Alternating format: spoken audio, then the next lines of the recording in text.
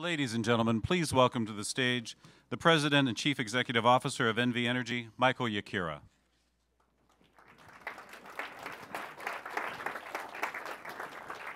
Thanks very much. It's a pleasure to be here. This is quite an event and a great turnout for our first event of this kind.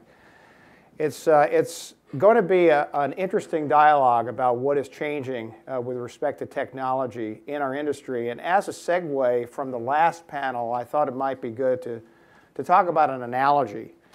And the analogy is how we sell electricity today compared to the way gasoline is sold. The way we sell electricity today is like driving up to a gasoline station, going up to the pump, and seeing nothing on that pump but a nozzle. No price, no numbers of gallons, no transaction cost. And you fill up your car and you drive off the gas station and you don't even pay. And at the end of the month you get a bill. And then you wonder, how could you possibly have a $250 bill? And it's too late to take an action.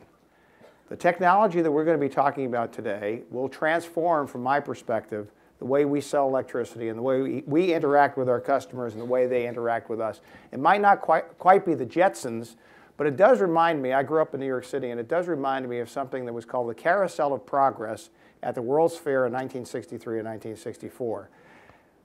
That was General Electric. Barbara's, yeah, people are, yeah, I'm dating myself obviously, but I wasn't even a kid when that happened. But the key to that was, what has electricity done to change the way people live?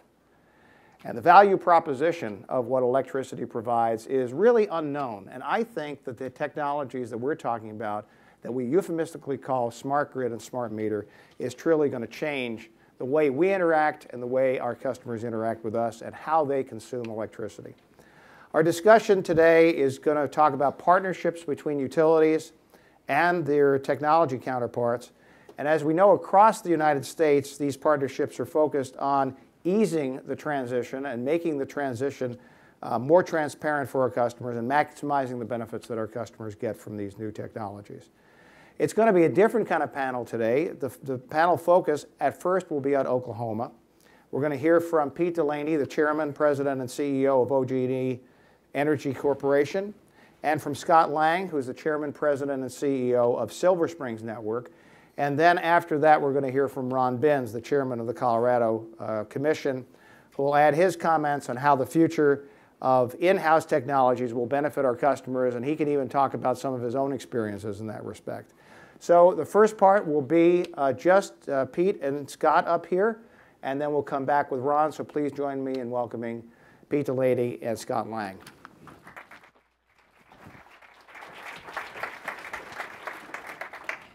Good afternoon. I'm going to talk today about customer engagement, and I'm going to talk about customer engagement as it relates to the AMI, or Advanced Metering Infrastructure Deployment, that we're doing in Oklahoma. We are about 1 year into a 3-year physical deployment. We're actually deploying the hardware, but that work, laying the foundation, goes back to 2007 in order to get to the point we have today.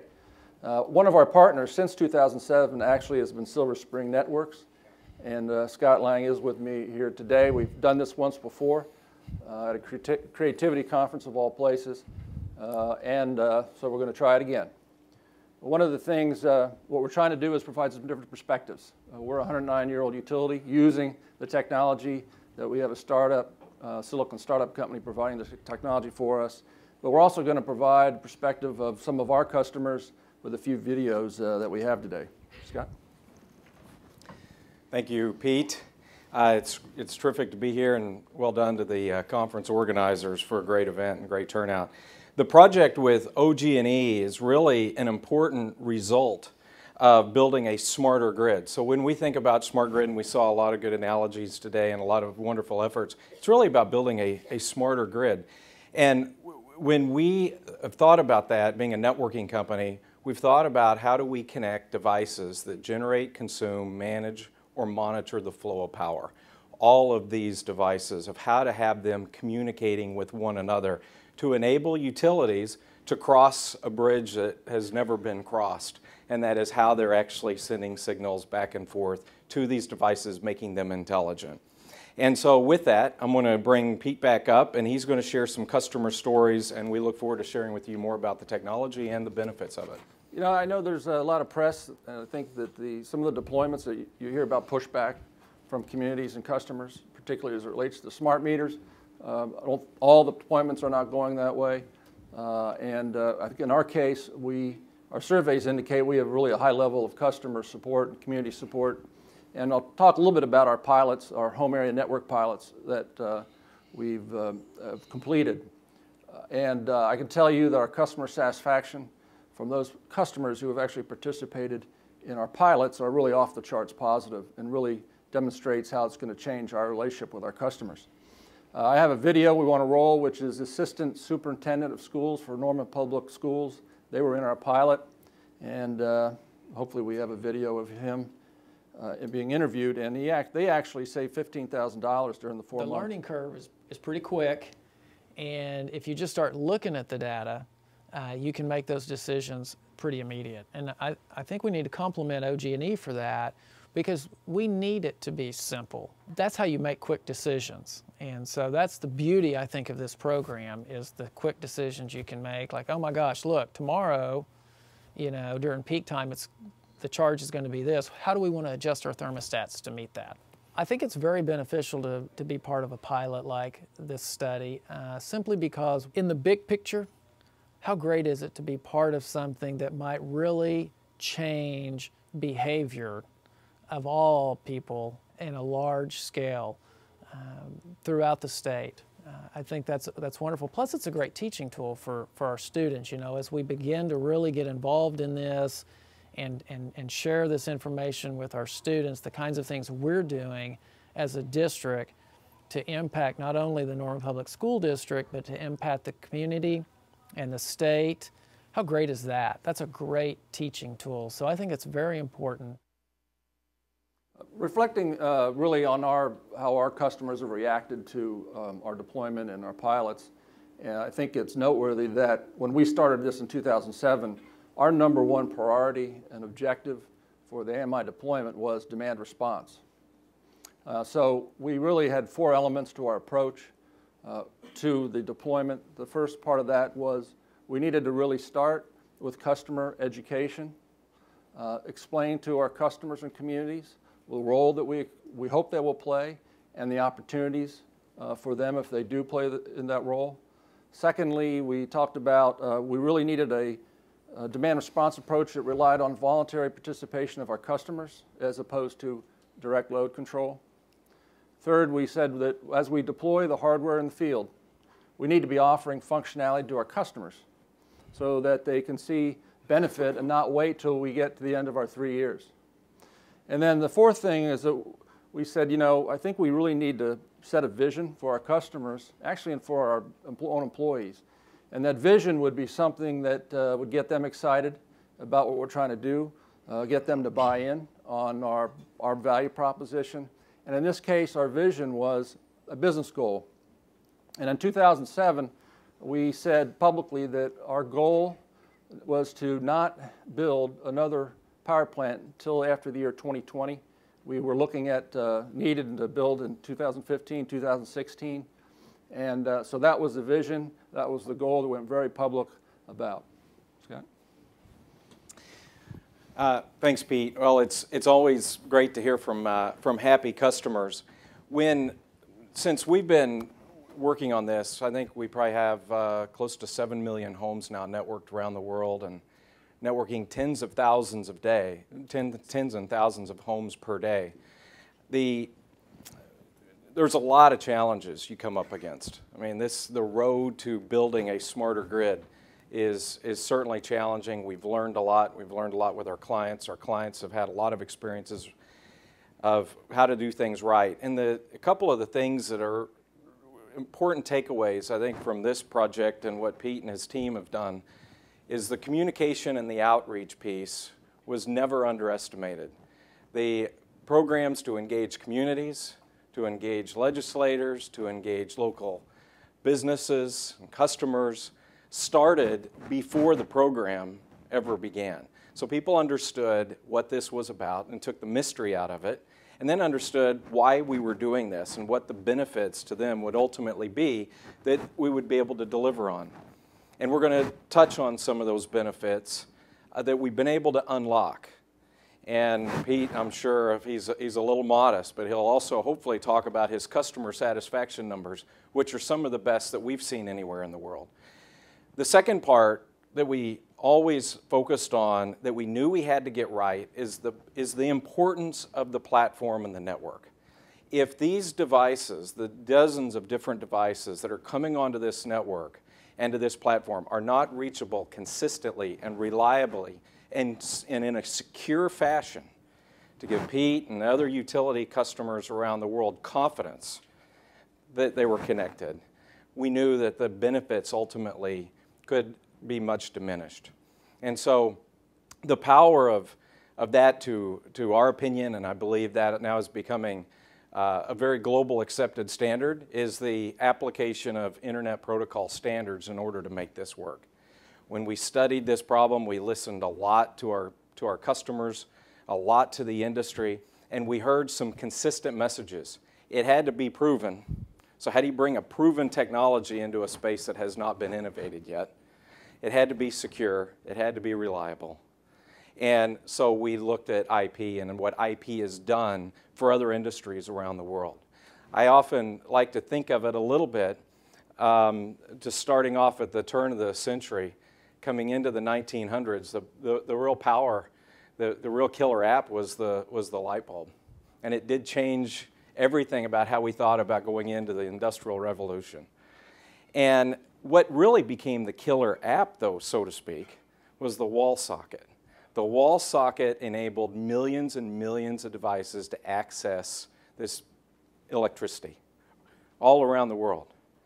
And then when we think about what happened as we turned just 20 years ago or so, we saw the invention of the internet. The internet was created initially for email. But look at what's happened with that platform in place.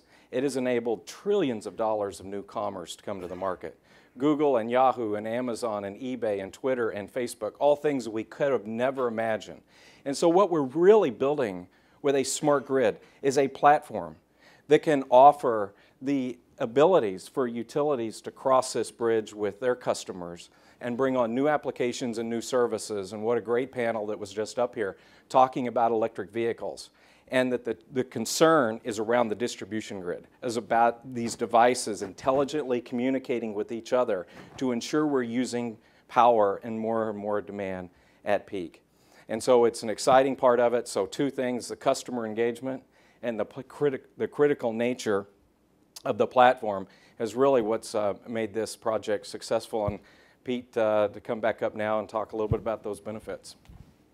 I want to start, I talked about those four elements of our approach, and we'll probably start in reverse order and talk about the 2020 plan that I talked about, is that vision that we had. And you know, we were very public about that announcement in the community, in the company, really driving the message that we cannot approach the problems today with the way we approached things in the past. We just wasn't going to cut it for us. And so what we did was we had a TV, TV media. I thought it was a very good one. I wish we had time to show it. We recruited the governor, recruited the mayors. We had university presidents. We had customers, and we had, I think the best part of this is we had the lead singer of the Flaming Lips, which Wayne Coyne, who, if you know the Flaming Lips, it was, we had to be careful with the lyrics. And we actually did pay to use the Ya-Ya song. And it was really engaging, and the secret is that Wayne's mother-in-law works for us. So that's how we got that done. But it was a very popular, and it really, I think, addressed all generations. And so what we found was in our surveys of that 2020 plan, that what we talked to them about was, look, we're going to empower you with these tools. And if you use these tools, what it's going to do is it's going to enable us to eliminate the need for a power plant. And so we say, you know, we supply, you apply. They really got that value proposition, and we really found that empowered them and really got excited about what was that opportunity and that was going to come for them. So I think that was the key part of the customer engagement that we have. The next part on deployment, talk a little bit about the functionality that we have. I said that we are, 1 year, we have about 230,000 meters deployed as part of 800,000 total system-wide rollout by the end of 12.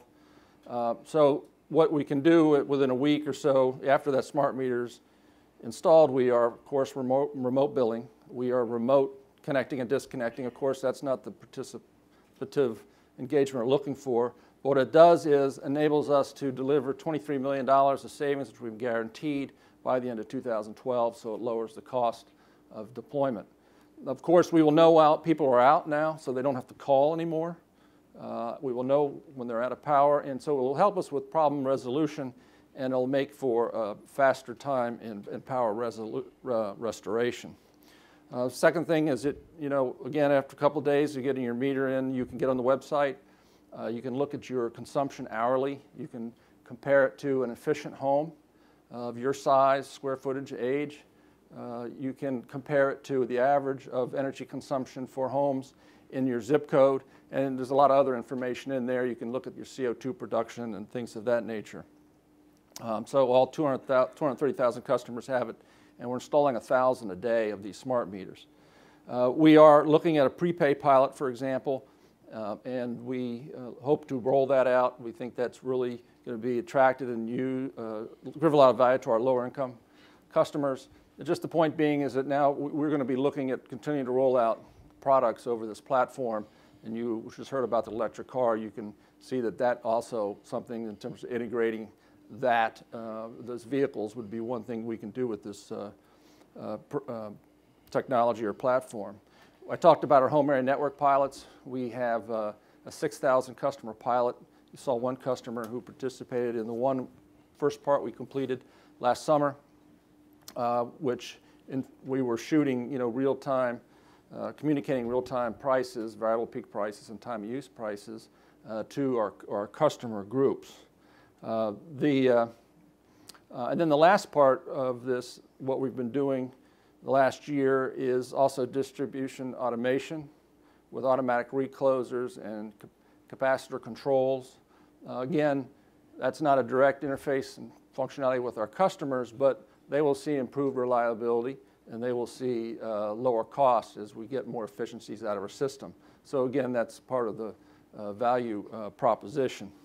So we probably, in terms of, and then of course you have to put in the IT infrastructure to do all this and make everything work, and all the new management, distribution management systems and things that you have to put in.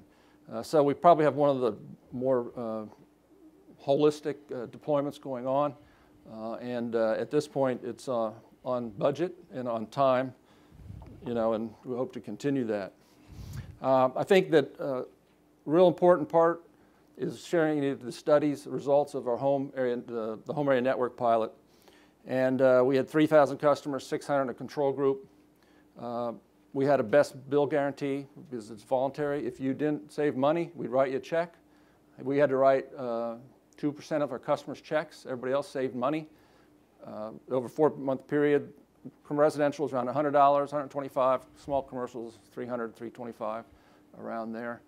The prices give you an example of the type of pricing that they saw. Was off-peak was 4.5 cents under variable peak pricing, and on-peak hours of 2 to 7 were 46 cents.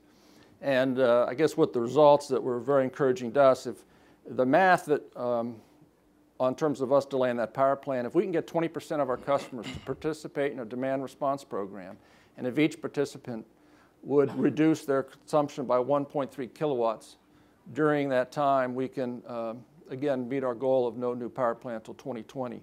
And what we saw again, and we had different technologies in the home, but the most effective technology seemed to be the programmable thermostat. And in the high income category, they dropped their energy consumption at the peak hour, which was 3 p.m. by 57%.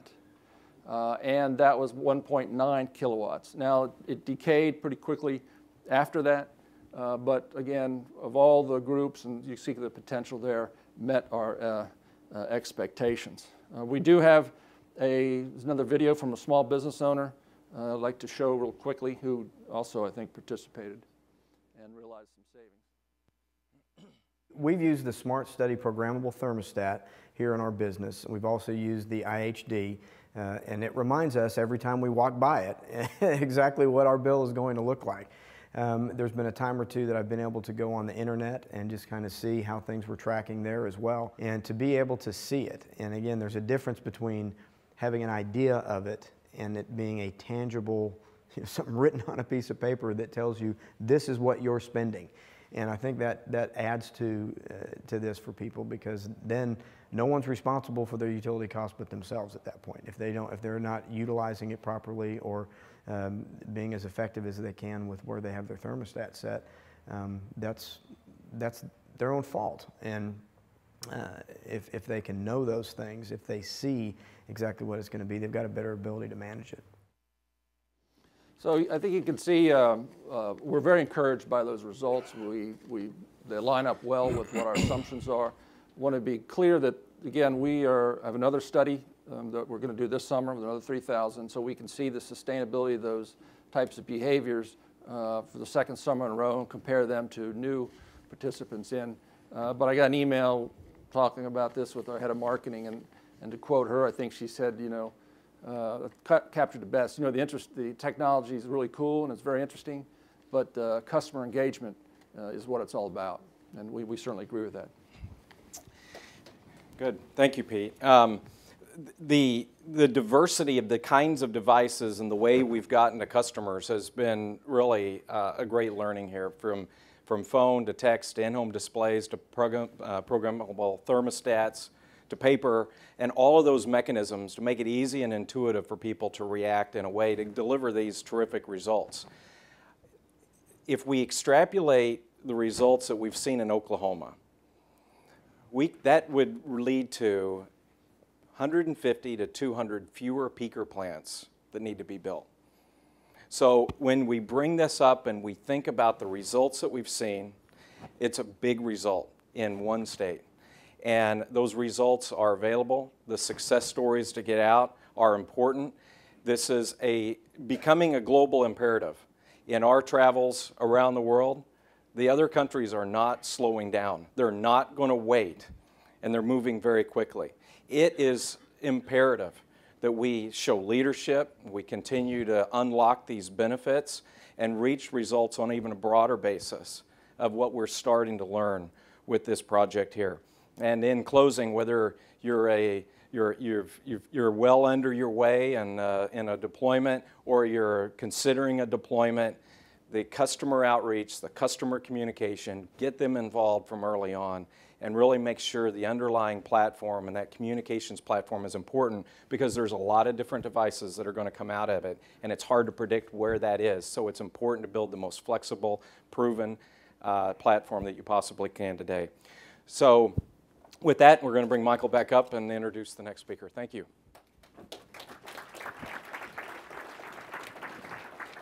Thanks, Scott and Pete. We can learn a lot from what happened with OG&E, certainly, and there's a lot of education to do. There's no doubt about that. Ron Binz, as I mentioned, a very technically savvy commissioner. He claims that he might not be the most technically savvy, but I think he might be. A guy who installed his own smart meter and all the innards inside his house to know what device is controlling what energy. So I'm sure we're going to enjoy hearing from Ron Binz.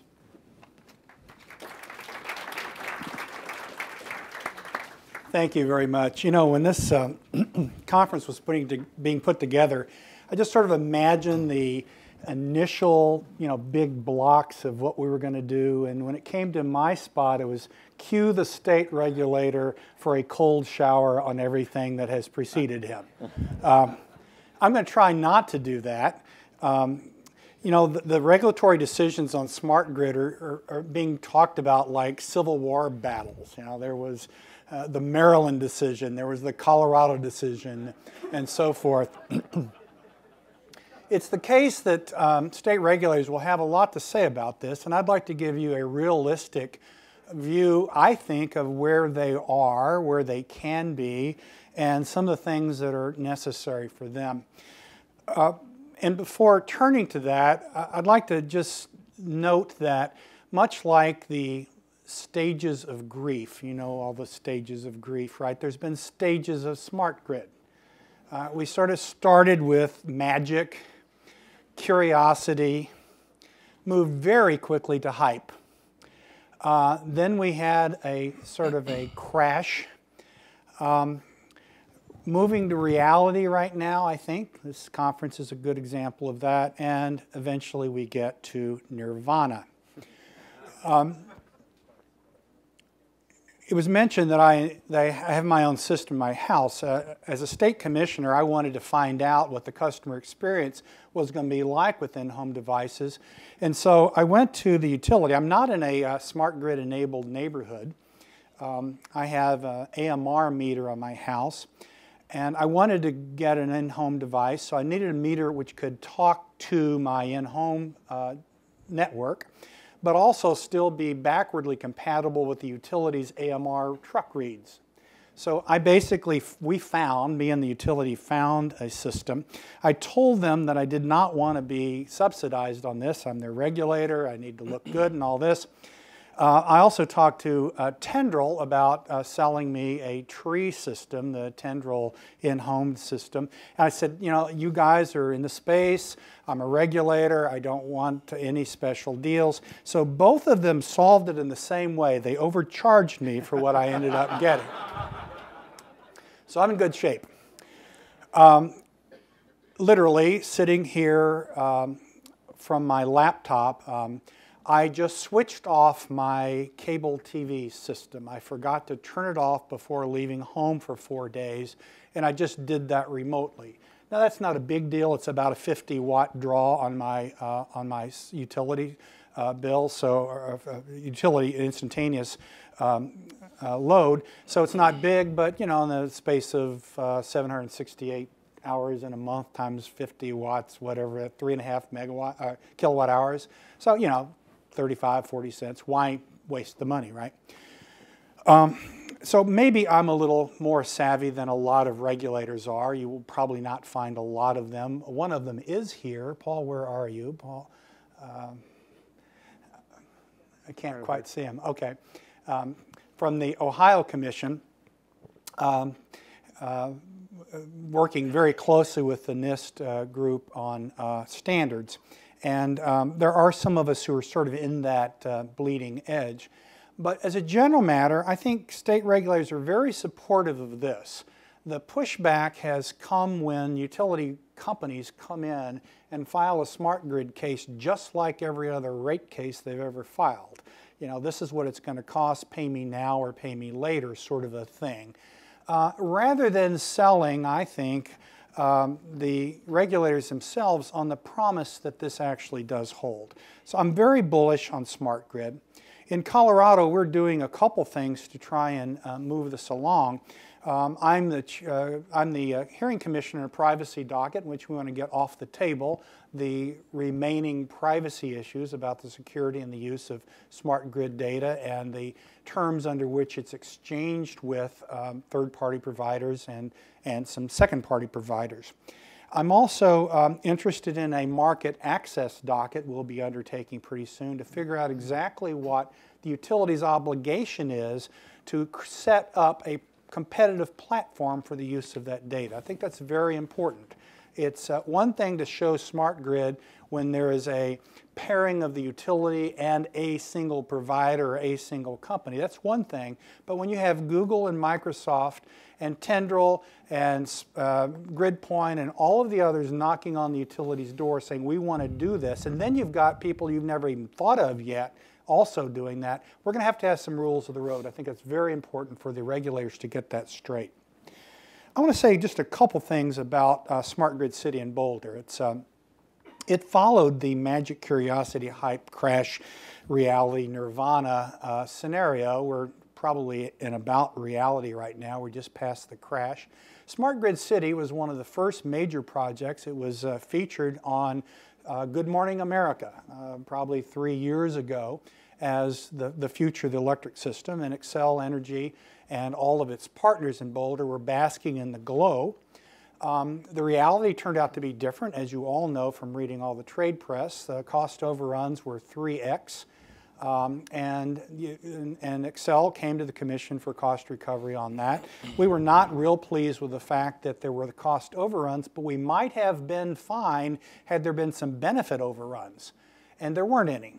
In fact, we had the view that Smart Grid City was not being made able to live up to its promise, and so we actually denied part of the cost recovery to the utility unless and until they come back and demonstrate that this has a coherent future and that they have a coherent plan for investing in home devices and other sorts of things.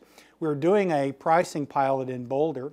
By the way, Boulder is a curious site for a smart grid experiment. I don't know how many of you have been to Boulder. Boulder, among other things, has the lowest body mass index in the country, okay? These are runners and climbers and yoga instructors and all kinds of things like that. There's basically, it's a very special population. And my view has always been, if smart grid don't work in Boulder, it's not going to work anywhere. So we're very interested in seeing smart grid in Boulder be able to live up to its initial, at least a fraction of its initial hype. And in the words of our order, we've asked the utility to reboot Smart Grid City. The concept being that all the hardware is there, it was the software systems which aren't working as we hoped they would be. So we fully expect Boulder to return to its status as the shining city on the hill at some point with a smart grid system there. I don't have a lot more to say in this point. I know there's going to be questions and answers, and I look forward to all of those. It's clear to me that the smart grid on the customer side of the meter needs a killer app. That's possibly going to be the electric vehicle, although I'm not completely convinced of that. It turns out the delta, now if your rates are 46 cents versus 4, I will agree that charging off peak makes a lot of sense. But there's very few utilities who will have that large a disparity between peak and on-peak. And the savings for charging off-peak really aren't that large compared to the capital investment of the vehicle. They're real, but I'm a little bit unconvinced that we're going to do that through pricing alone. Xcel Energy is actually looking at something for smart vehicle charging similar to what they're doing with air conditioning. It's an interruptible offer that customers are subscribing to in droves in Colorado. There are 150,000 customers in the meters, not people, meters, in the Denver metro area that are subscribing to interruptible air conditioning service. Basically, you get 25 or I think it's $40 a season as a rebate for allowing your AC to be able to be interrupted. You get about a kilowatt per customer, and so that's more or less 150 megawatts of interruptible, or DR, if you will, demand response type capacity that's there. I think Xcel is thinking that the same kind of system may be suitable for electric charging. So if you send out a RF signal to the charging network, you pull those vehicles off. Now that's not quite the full benefit because we do like the notion of an energy sink during the nighttime to soak up a lot of that wind generation. My last point is that I think that state regulators also are going to be very interested in the sort of ability of smart vehicles and the systems in homes that control those to affect climate and other environmental issues. You heard that from John Wellinghoff. You'll hear that from lots of regulators. In order to do that, we also have to make sure that the source of the generation is relatively clean. Now, it turns out that 100% coal generation is still cleaner using that electricity to run an automobile than is burning gasoline in the same vehicle. So we come out ahead immediately. But cleaning up that generation supply and going to an environmentally more friendly portfolio is going to be part of what I think you're going to see a lot of regulators look more seriously at, especially as we get new energy load from electric vehicles. So I look forward to your questions. I want to thank, as everyone else has, the Edison Foundation for putting this on. Lisa Wood, you did a great job in doing this. I hope I haven't disappointed.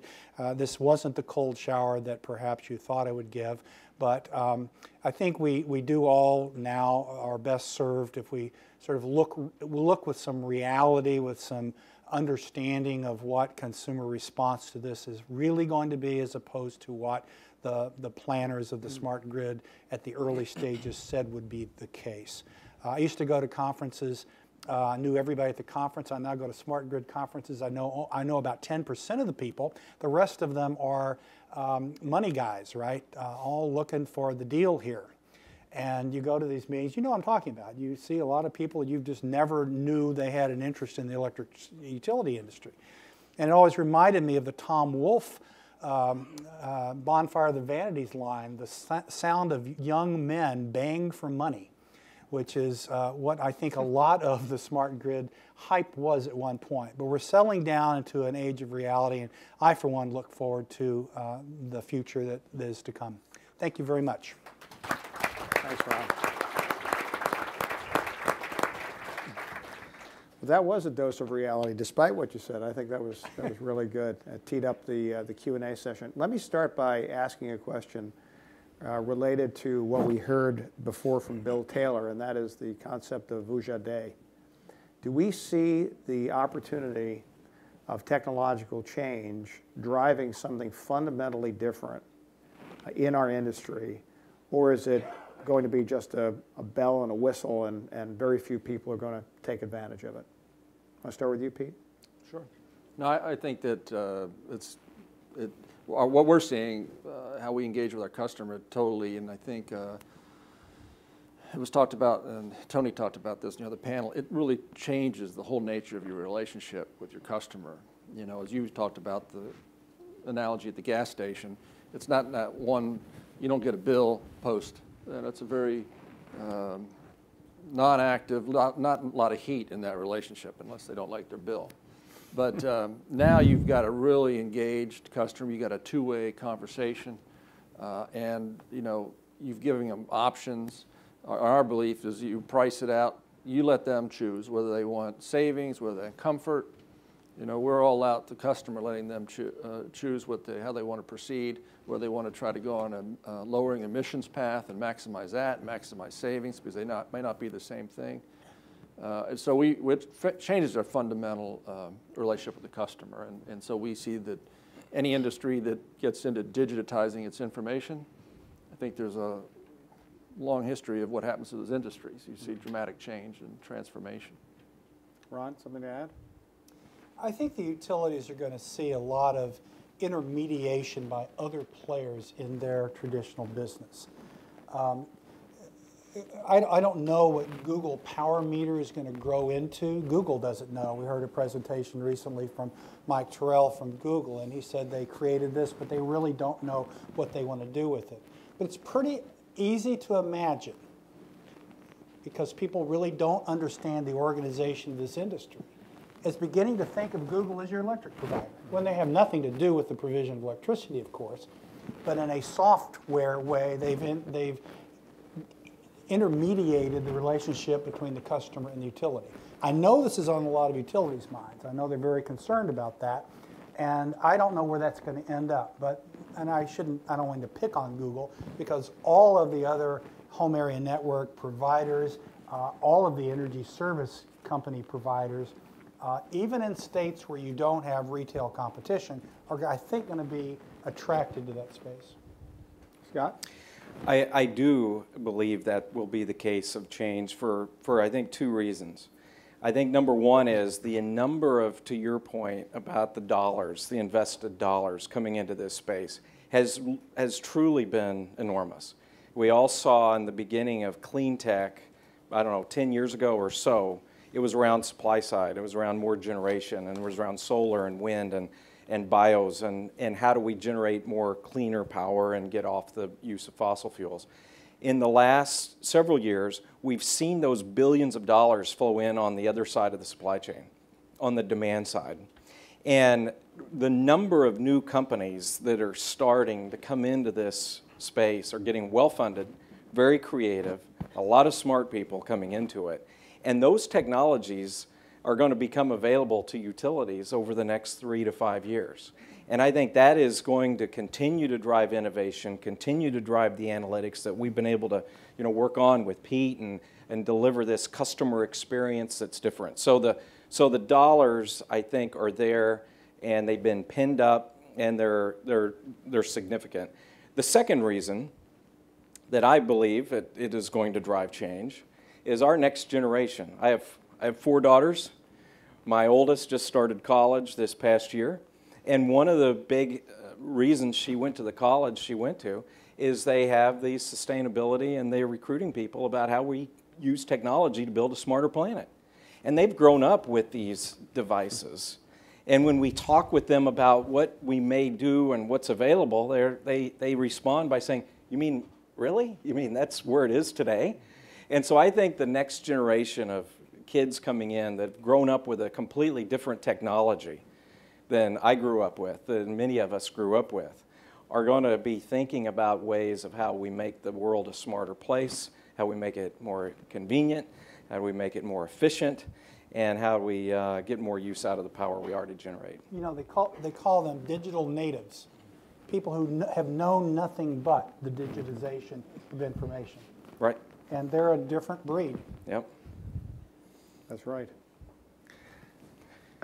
Pete, you talked about options that you're offering, and I know at NV Energy during our smart grid trials, we're starting a dynamic pricing trial to see what reaction we get from our customers. Do you see sometime down the road, and this is a question from the audience, a little bit maneuvered, do you see the end result being a default that people will be going on dynamic pricing, or do you see options being offered consistently over long periods of time?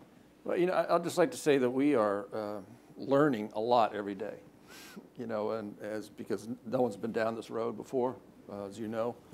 And so I think in situations like this, what we think today is probably going to be a lot different 60 days from now, and that may be a lot different than 90 days from now. Got a couple people in the audience who are working on our company, and they probably agree with me on that because of the learning curve so steep on this. But we're right now just trying to get 20% of our customer base. And the Department of Energy, when they looked at our proposal, they thought that was too high. They thought that 10%, I think, was the feedback we got from an assumption. We're still holding at 20. We think we can do that because of the engagement we're getting. But to answer your question, I think then that's 20% is going to, and you will have a standard rate. Encouraging thing that I didn't say is that in the savings, the high income group was number 1, the low income group was number 2, and the middle group was number 3. So it was really exciting to see that the low income category, they really participated and saved money. So, but I think it won't be we don't see it as the standard offering at this point. Since you're in different jurisdictions, maybe I'll throw the question to Ron and ask whether as a commissioner you can see that being default or offering options being the steady state. Well, the only reason people switch is not the only reason. The main reason people switch is what's known as adverse selection. You're basically helping yourself out, even if it makes the entire system not necessarily as profitable or whatever. So that's a problem. And traditionally, time of use rates, they've been offered in Colorado for a long time, and no one takes them. So my guess is that eventually we'll get to a system where they'll be mandated. I don't think we're going to have my prediction for the intermediate term is we probably will not have mandated real-time pricing, but more likely time of use block pricing with critical peak pricing in it. To me, that seems to touch all of the areas that are necessary. Providing an off-peak nighttime attractive rate for such things as vehicle charging, providing the on-peak, average on-peak, not the needle peak, the average on-peak for most of the rest of the time, and then for those periods where you either want to interrupt use demand response or send out a 46-cent signal, that would be the component. I can imagine eventually that becoming, I'll use the term mandatory. I don't think that people will elect into that at a rate that's fast enough to actually make it helpful. Scott, let me ask you a question about applications. Ron has done some of his own applications inside his home. Do you see that being the next natural evolution of what a smart home is going to be? I do. I think the number of applications and the software and sophistication of the software is becoming a big part of the effort. And you know, with Pete and many of our other clients, we're getting them around the table saying, how do we actually help you now monetize and get even more use out of this platform that we've put in place, learning from best practices from one utility to another utility. And so there's, you know, the customer portal and being able to get to many devices and seeing the results that Pete shared is a big piece of that. Distribution automation also came up today. We've been working extensively on DA software and applications, and I think the industry is moving in this direction very aggressively of volt and VAR optimization. Right now, you try to get to that perfect 240 watts delivered all the way to the endpoint, and in order to do that, you have to keep piling a lot on to make sure that's there. But there's a lot of sags and swells in between. Mm-hmm.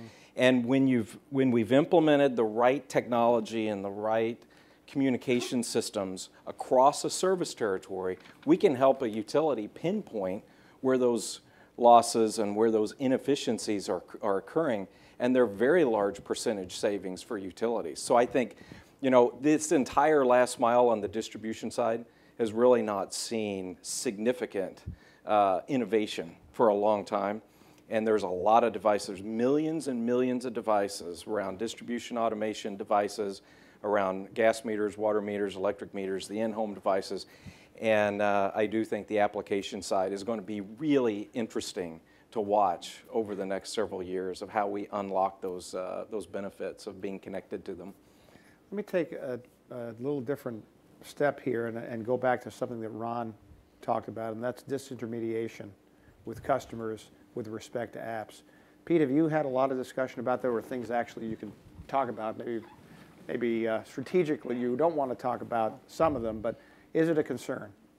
Well, on the app side, we looked at app, and we will have an app, but we want to make sure we have an app that does something, and the app have to really engage the customer, and so we were rolling those out. We talk about third parties. We have over 50 probably contractors, technology companies, service companies working with us, and as Scott said, there's more and more technology coming in. We will be embracing that technology and their ideas to help us achieve what we're trying to achieve, which is, again, right now we're focused on the demand response. And so, and that's our focus. It's a very complex undertaking. We are talking about, cybersecurity concerns, maintaining reliabilities. These are serious concerns, that we've got to do right. And so, we haven't had the luxury that much to think about it. I think it's going to come down to who the customer trusts. I mean, from our survey, we did a survey in March of 10 and November of 10. It was part of our public education. And 88% of our customers either agreed or strongly agreed that OG&E was trying to help them use their energy more efficiently. We've had people come up to us and say, I'm getting these calls about solar, but when's OG&E going to come out with solar? And so in our case, we've built up a high level of trust, and I think they'll continue to look for us to help them solve their problems. But beyond that, we haven't really, we're still figuring out. Again, the learning curve is very steep. Anything to add from Ron or Scott on that?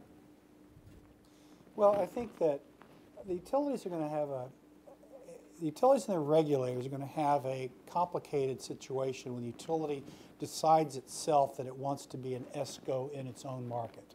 I predict that that's going to happen, that the pipes side of the house, the delivery side of the house will be one thing, but because of pressure to open the platform, I think you may end up seeing utilities get back in through an unregulated subsidiary. That's my prediction. We saw something very similar to that in the telecom area. If anybody's been through the telecom wars, you know that that's exactly what divestiture was all about. Then it was this very uninteresting app called long distance. But eventually it's become lots of other things. So I think we're going to see a parallel discussion in that regard. I haven't mentioned one other thing I want to talk about, and that's the integration of distributed generation by the use of smart home networks. I think that's going to be that will be in some parts of the space a killer app. We're seeing right now clusters. You get panels on one roof, and everybody in the neighborhood feels the need to keep up with the Joneses, and so you get a cluster of solar. That creates these mini networks that you have to deal with in some sense, and you really can't do it with the intelligence that's in the network right now. So that one I wanted to weave in earlier. And I also mentioned earlier, one thing I don't want to let drop, the necessity for standards in this area to me is very high. This is before the FERC right now. I mentioned earlier Paul Centinela, who's been working on this with George Allen at NIST. That's going to become very important because you want everything to be plug and play. If it's not, we're going to have a big problem. I don't think we're headed for a problem right now, but we don't want to take our eyes off that ball, because for this, one hiccup would be to have, two parallel systems that customers, or 3 or 4 parallel systems customers have to keep up with. You want it to be. You don't want it to be where Windows 3.1 was, where you had to find drivers for everything you did, right? You want a plug-and-play system. Good observation. Let me go to a question from the audience, and I'll add one piece to it. It says, what are you doing to engage regulators, legislators, and I'll add the media to smart grid discussion and education? Pete? Well, we talk about our public education, our TV, media, demonstrations. Probably the most interesting thing is that the regulators, the staff, some of them have, since we got 230,000 smart meters, they have smart meters. And one of these individuals, his usage kept spiking at 2 a.m. in the morning. And so he was the commission staff, and it bothered him so much, one night he stayed up all night. And found out that his hot tub was some osmosis process, and was peaking him up at 2 a.m. So that right there, they are really engaged at the regulatory commission and the staff, and watch their and they're very intrigued with this. So they're seeing the benefits and the opportunities of when you start introducing price transparency, the impact it has on you. And I can look at my house, and I'm starting to question things, the legislatures, our state, they're tracking it. There's a data privacy bill that's in the legislators were concerned about, that came out of the legislature, that we worked with them on because they wanted to be concerned about data security.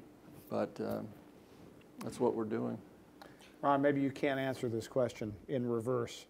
But if you feel comfortable answering it, do you feel I'm completely comfortable. Do you feel like the companies have done a good job in explaining to you what's going on? No, they haven't. Here I think I'm going to speak, actually, I hope to speak for a lot of regulators, not Colorado, and I'm not talking about Excel.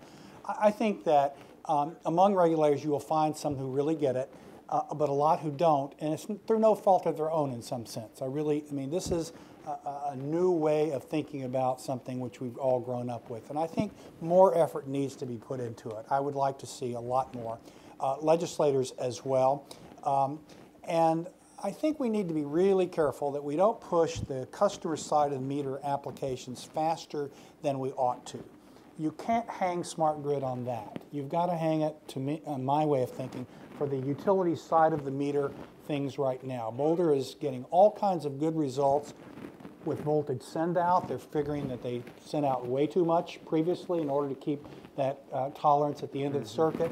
They've avoided outages. They've cut down on customer complaints. Lots of good stuff like that. That, to me, is the sales job that needs to be done to sort of get us off dead center on this. And the inside the home applications is a totally different animal, in my view, and needs to be approached differently. Well, Scott, Ron, Pete, appreciate your participation. This has been a lot of fun. I think we have a lot to learn going forward, but you've helped a lot. Thanks very much.